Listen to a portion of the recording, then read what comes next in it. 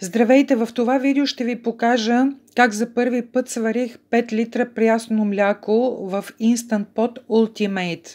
Преди да го сваря, естествено, направих кратко, бързо проучване в YouTube как се вари прясно мляко.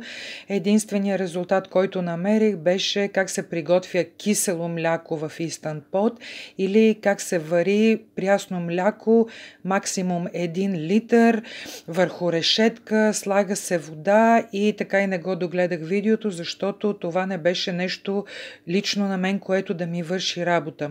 Както виждате, аз имам кофичка от 5 литра прясно мляко, което предварително го прецеждам, защото купувам прясно мляко от съседната ферма и е добре млекото да се прецеди.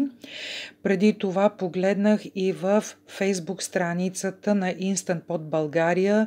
Там също нямаше ясна информация, вари се толкова литра на такава програма и затова реших да експериментирам. За мен най-логичното беше да го сложа на функция соте, ниво 3, 125 градуса за 30 минути и резултата беше перфектен.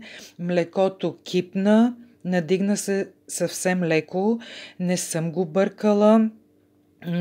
Нищо не съм правила, просто го оставих 30 минути и съм много доволна от резултата.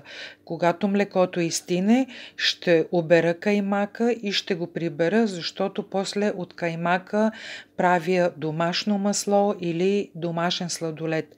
Благодаря ви за вниманието.